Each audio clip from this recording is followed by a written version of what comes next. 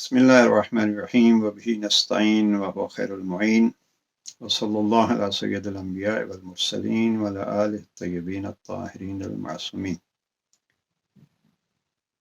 नए साल की नई घड़ियाँ कलाम अमीरुल मोमिनीन नहजुल बलागा से चंद मारूज़ात इस हवाले से पेश करनी है कि हम इस साल को कैसे गुजारें। हमेशा इंसान जो ज़िंदगी में कामयाबियाँ हासिल करता है, मुहिम तरीन चीज़ जो उसको कामयाबियों के ज़ीनों से बुलंदियों तक ले जाती है वो है औकात की अहमियत। उसके यहाँ वक्त कितना मुहिम है, उस वक्त को वो मुनज़्ज़म कैसे करता है और उस तंजीम के मुताबिक अपनी ज़िंदगी को किस तरीके पे गुजारता है।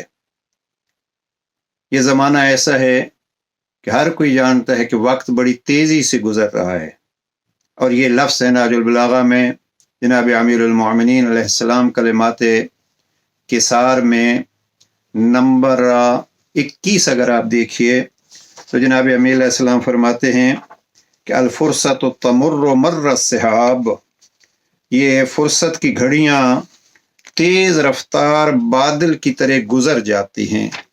और फिर इरशाद फरमाते हैं फंतहिज़ू फुरसल खैर, अच्छाई की जो घड़ियाँ, अच्छाई के जो औकात आपको मिल जाते हैं उनसे ज़्यादा से ज़्यादा इस्तिफ़ादा करो।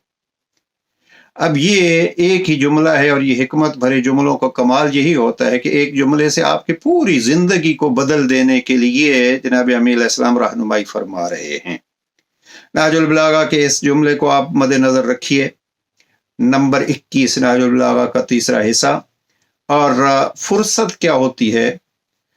फुर्सत यह है कि इंसान जिस काम को करना चाहता है उस काम के तमाम ज़राए उसके लिए मुहैया हैं।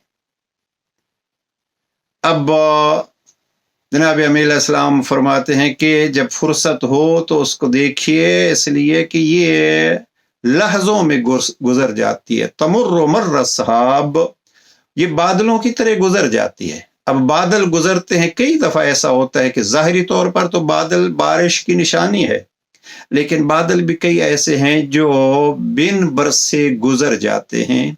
इसी तरीके पे फुर्सतें भी कभी कभी मिलती हैं और फुर्सतों से इंसान अपनी ज़िंदगी की कामयाबियों को हासिल कर सकता है। लेकिन अगर वो गफलत करे तो वो फुर्सतें और वो औकात भी उससे यूं गुजर जाते हैं जैसे बादल बरसे बगैर उससे गुजर गए। और जनाब अमीर अलैहिस्सलाम ने इसके साथ ये फरमाया फंतहिज़ू फुरसल खैर, भलाई के मौके मिलें तो उनको गनीमत जानो। अब ये ताकीद हो गई है, जनाब अमीर अलैहिस्सलाम ने ताकीद कर दी है कि ऐसे नहीं है कि वो वक्त आप गंवा दो और आपको वक्त मिला है तो वो बगैर इस्तिफादे के गुजर जाए। इसी अंदाज में जनाब अमीर अलैहिस्सलाम ने नाजुल बलागा के आखिरी हिस्से में कलिमात किसार अगर नंबर 363 आप देखें तो वहाँ जनाब अमीर अलैहिस्सलाम फरमाते हैं मिनल खुरकिल मुआजिलतु क़ब्लल इम्कान वल अनातु बअदल फुर्सत। बहुत खूबसूरत जुमला है और हिकमत भरा जुमला है, जिंदगियों को संवारने के लिए जुमला है। और यूं कहूँगा कि आइए हम इस नीयत से इस जुमले को पढ़ें। 363 लास्ट पार्ट ऑफ नाजुल बलागा।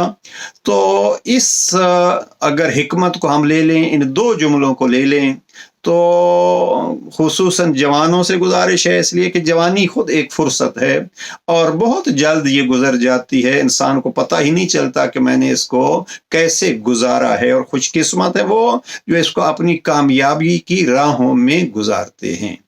अब जनाब अमीर अलैहिस्सलाम ने यहाँ फुर्सत लफ्ज़ इस्तेमाल किया है और साथ इजाफा भी किया है, और वो ये है कि इमाम फरमाते हैं अक्लमंद वो है कि जो फुर्सत से इस्तिफादा करता है, फ़ायदा उठाता है।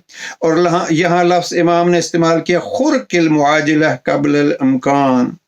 अगर कोई शख्स इम्कान से पहले किसी चीज़ में हाथ डाल लेता है, जल्दबाजी करता है, तो वो उसकी बेअक्ली की निशानी है।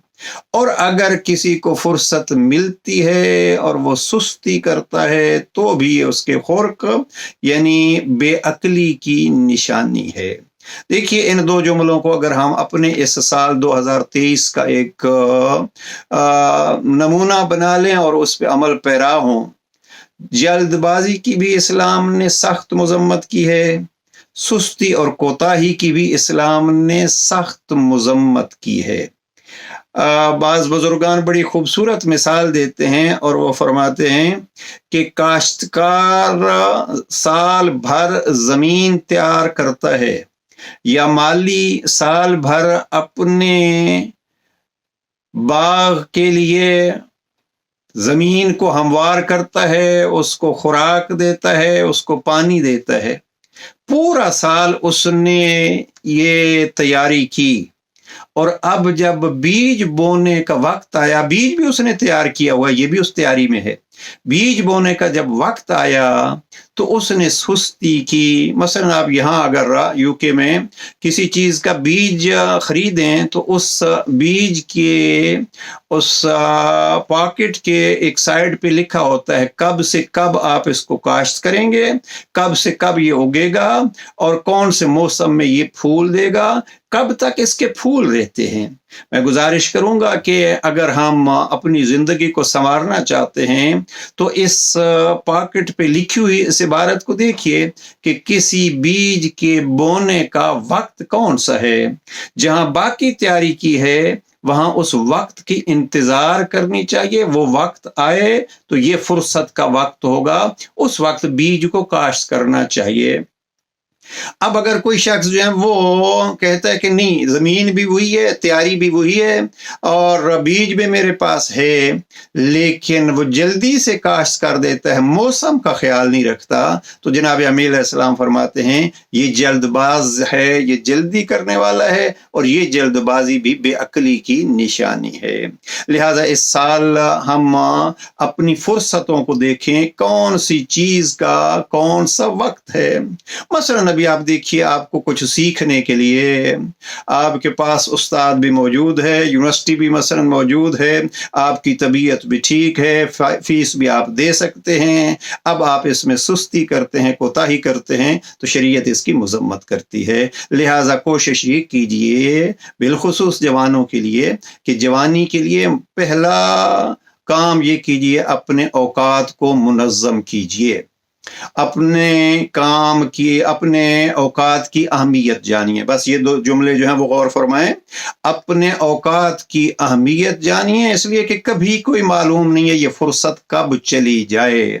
اور ہم نے دیکھے امتحانات کے مواقع پہ آ کر بھی جوانوں کو مثلا کوئی عارضی طور پر ایسی بیماری لاحق ہوئی کہ ان کا وہ امتحان مس ہو گیا، یہ حالات بھی ہوتے ہیں۔ بہرحال جب امکانات استاد بھی موجود ہے، یونیورسٹی بھی موجود ہے، صحت بھی موجود ہے، ہوش واش بھی موجود ہے، اس سے استفادہ کیجئے، اس میں کوتاہی نہیں کیجئے۔ اور جوانوں کی ایک عادت یہ بھی ہوتی ہے اور اسلام نے سخت مذمت کی ہے کہ وہ جلد بازی کرتے ہیں، جلد بازی سے بھی کام نہیں کیجئے، ہر چیز اپنے موسم پہ اچھی لگتی ہے۔ اور ساتھ یہ ہے کہ اگر کچھ نہیں جانتے تو پھر انسان اسی باغیچے کی صورت کو دیکھیے، گارڈنر جو ہیں ان سے انسان مشورہ کرتا ہے، اب یہ مثلا میرا پھل ہے، میں اس کے ساتھ کیا کروں، کب اس بیج کو کاشت کروں، میں نے اپنے موقع پہ کاشت کیا تھا، اس میں کمی کیا ہو گئی۔ تو یہ اس کو کہتے ہیں دوسروں کے تجربوں سے فائدہ اٹھانا۔ اپنے اس سال میں اوقات کو دیکھیے، تیاری کیجئے، اور جہاں سمجھ نہ آئے تجربہ کار۔ پیغمبر اکرم فرماتے ہیں کہ کسی گھر میں یا کسی قوم میں کوئی بزرگ ایسا ہوتا ہے جیسے نبی اپنی امت میں ہوتا ہے، لہذا ان تجربات سے استفادہ کیجئے اور وقت کی اہمیت جان کے۔ دوسرا پہلو جو عرض کرنا چاہتا ہوں، اس سال اگر ہم اپنے لیے ایک اس کو عنوان بنا سکیں تو وہ کیا ہے؟ وقت کی اہمیت ایک، اور دوسرا ہے وقتوں کو منظم کرنا، میرے پاس کل وقت کتنا ہے، میں نے اس وقت کو کیسے گزارنا ہے۔ اور اس کے لیے بھی نہج البلاغہ کے دوسرے حصے کو اگر آپ وصیت 47 کو دیکھیے جو امام علیہ السلام نے ضربت کے بعد وصیت کے طور پر ارشاد فرمائی ہے، وہاں امام کا ایک جملہ ہے، میں آپ کو تقوی الہیہ کی وصیت کرتا ہوں، وَنَظْمِ أَمْرِكُمْ، اپنے کاموں کو منظم کرو، ان کاموں کو جیسے کرنے چاہیے ایسے انجام دو۔